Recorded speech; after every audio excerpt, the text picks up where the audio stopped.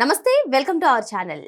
మొన్నటి వరకు క్రెడిట్ చౌరీ అన్నటువంటి జగన్మోహన్ రెడ్డి ఇప్పుడు జంగిల్ రాజ్ అంటున్నారు. మరి నిజంగానే ఆంధ్రప్రదేశ్లో జంగిల్ రాజ్ కనిపిస్తుందా?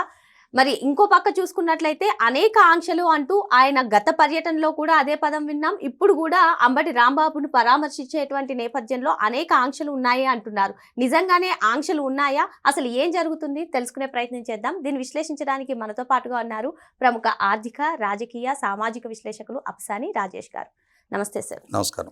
మొన్నటి వరకు జగన్మోహన్ రెడ్డి గారు క్రెడిట్ చోరీ అనే పదాన్ని వాడారు సార్.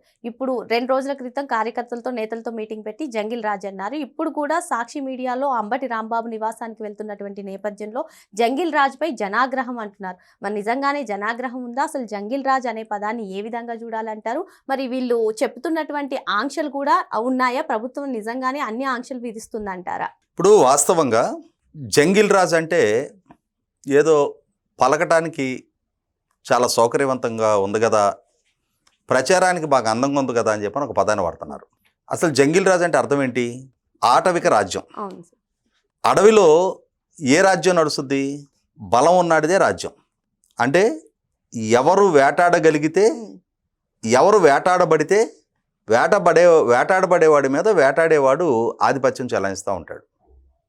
అంటే ఆటవిక రాజ్యం గనక నిజంగా వాళ్ళ ఆంధ్రప్రదేశ్ రాష్ట్రంలో కొనసాగుతూ ఉంటే, వైసీపీ పార్టీ వాళ్ళ సోషల్ మీడియా, వాళ్ళ సొంత మీడియాలో, ఆఖరికి వైసీపీ నాయకులు కూడా ప్రస్తుత చంద్రబాబు నాయుడు గారి ప్రభుత్వానికి జంగిల్ రాజ్ అని చెప్పని కనుక వాళ్ళు నామకరణం చేయదలుచుకుంటే, రాష్ట్రంలో ఇవాళ సర్వాధికారాలు ఉండి ప్రజల చేత ఎన్నిక కాబడి 175 మంది ప్రాతినిధ్యం వహించే సభలో 164 మందితోటి కొలువుదీరున్న ప్రభుత్వం కన్నా బలవంతులు ఎవరు ఉండరుగా.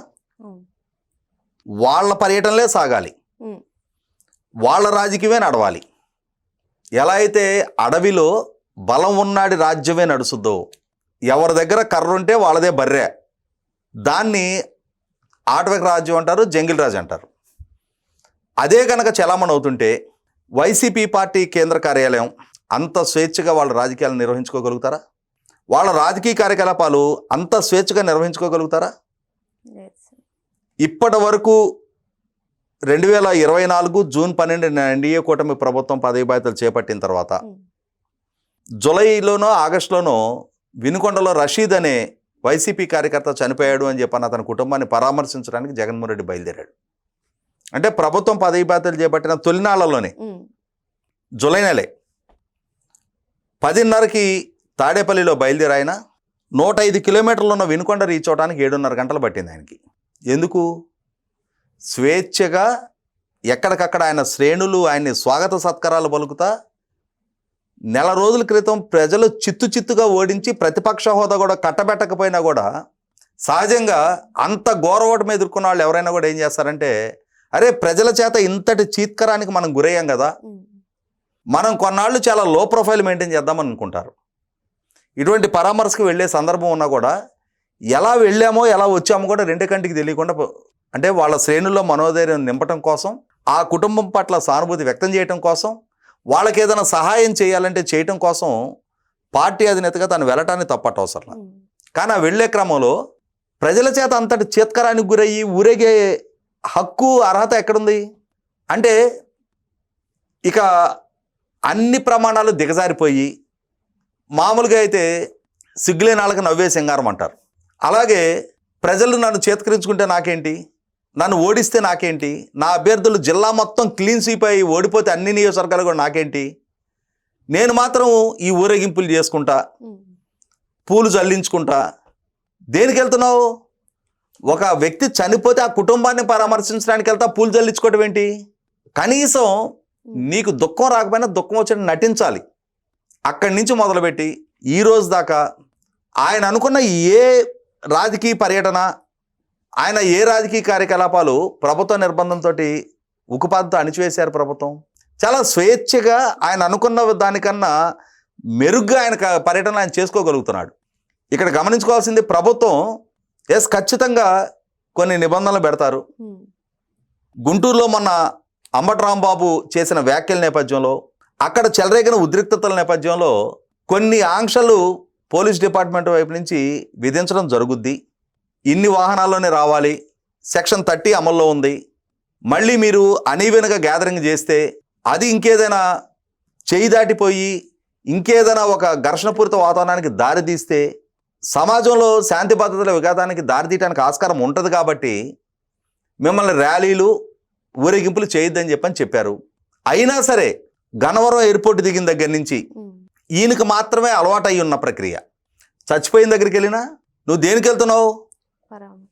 నువ్వు చెప్పుకుంటున్న హత్యాయాత్రానికి గురైన కుటుంబాన్ని పరామర్శించడానికి వెళ్తున్నావు. పూలు జల్లించుకుంటా, కాన్వాయ్లో ఊరేగింపులు చేసుకుంటా, అంటే ఏంటి? ప్రతి సందర్భంలో బల ప్రదర్శన. ఆఖరికి హైదరాబాదు కోర్టు వాయిదాకి హాజరవడానికి వచ్చి కూడా, కోర్టు వాయిదాకి ఎందుకు వచ్చావు? నీ మీద నమోదైన కేసులేంటి? నీ ఆస్తులు సీజ్ అయ్యి ఎందుకున్నాయి? నువ్వు 16 నెలలు జైల్లో ఎందుకున్నావు? ఎవరైనా సరే ఇన్ని ఆరోపణలు, ఇన్ని ఆస్తులు సీజ్ అయ్యి ఉండి 16 నెలలు జైల్లో ఉండి వచ్చిన కేసులో విచారణకు హాజరవుతా, ఈయనేదో స్వాతంత్ర పోరాటం చేసి వచ్చిన వాడికి మళ్ళీ ఊరేగింపులు తీసుకుంటా కోర్టుకు వెళ్తావా? ఎయిర్పోర్ట్ నుంచి నీకు స్వాగత సత్కారాలా? పైగా ఆ ర్యాలీల్లో రప్ప నరుకుతామని చెప్పని ఫ్లెక్సీల ప్రదర్శన. నీ పర్యటనల సందర్భంగా పరిస్థితులు చేదాడుతున్నాయి కాబట్టి పోలీస్ డిపార్ట్మెంట్ కొన్ని ఆంక్షలు విధిస్తుంది. అయినా నువ్వు వాటిని ఏం పాటించడం లేదే. ఈరోజు కూడా వేలాది మందితో ర్యాలీలు తీసుకుంటా ఉన్నావు కదా, మరి ఇంకా జంగిల్ రాజు ఎట్లా అవుద్ది? జంగిల్ రాజు అయితే నిన్ను నీ ఇంటికి గడప దాటి బయటికి రానివ్వరు. అధికారంలో ఉన్న వాళ్ళ కార్యకలాపాలు మాత్రమే ప్రజల్లో కొనసాగుతూ ఉంటాయి. నీ పార్టీ ఉనికి కూడా ప్రశాంతకంగా మారిపోద్ది.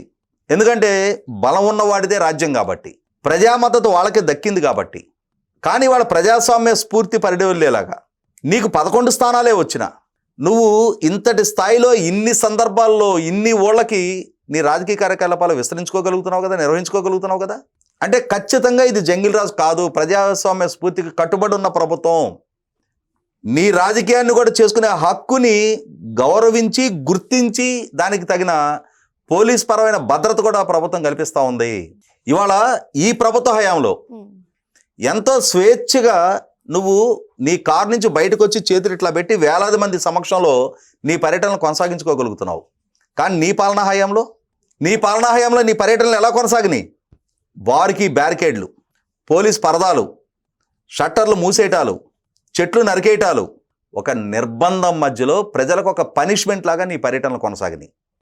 ఒక మోస్ట్ ఇన్సెక్యూరిటీ స్టేట్లో నీ పాలనా హయాంలో నువ్వు పర్యటనలు చేసావు. అది జంగిల్ రాజ్. నువ్వే స్వేచ్ఛగా పర్యటించలేకపోయినా నీ పాలన అది జంగిల్ రాజ్. నీ సొంత నియోజకవర్గంలో పర్యటించే సందర్భంలో కూడా ప్రజలకి ఒక పనిష్మెంట్ విధించి వాళ్ళ వ్యాపార నిర్వహణకి ఆస్కారం లేకుండా షట్టర్లు మూసేయించాలి, రోడ్లకు అడ్డంగా పరదాలు కట్టాలి, నువ్వు పర్యటించే ప్రాంతంలో చెట్లు నరికేయాలి, బ్యారికేడ్లు నిర్మాణం చేయాలి, వేలాది మంది పోలీసులు నీకు పహరా గాయాలి. వాటి మధ్య నీ పర్యటనలు సాగించుకోగలిగావు అని అంటే ఎంత ఇన్సెక్యూరిటీ పరిపాలన నీ హయాంలో జరిగిందో నువ్వు గుర్తు చేసుకో.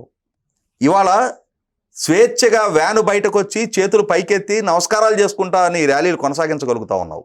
కాబట్టి ఇది జంగిల్ రాజ్ కాదు, ఇది ప్రజాస్వామ్య స్ఫూర్తిని కాపాడగలుగుతున్నారు. కాబట్టి ప్రజాస్వామ్య స్ఫూర్తి నీకు కూడా సావకాశంగా దక్కుతుంది. కాబట్టి ఆ వెసులుబాటు ఇవాళ నీ రాజకీయాన్ని ఈ విధంగా కొనసాగించుకోగలుగుతున్నావు. నీకు ఒక మీడియా ఉందని చెప్పని, జంగిల్ రాజ్ అని చెప్పని, అసలు సిసలు జంగిల్ రాజ్ నీది అని చెప్పని ప్రజలు భావించారు. కాబట్టి నీకు అన్ని 151 నుంచి 11 స్థానాలకు నేను పరిమితం చేశారు.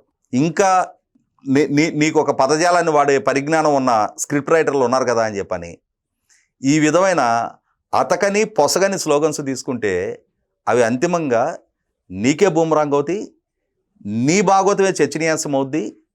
అలాగే ఈ ప్రభుత్వం ఎంత ప్రజాస్వామ్య స్ఫూర్తికి కట్టుబడి ఉండి నీ రాజకీయాన్ని కొనసాగించుకోగలుగుతున్నావు అని ఈ ప్రభుత్వ ప్రతిష్ట కూడా పెంచినట్టు అవుద్ది. మరో అంశంతో మళ్ళీ కలుద్దాం. Thank you sir.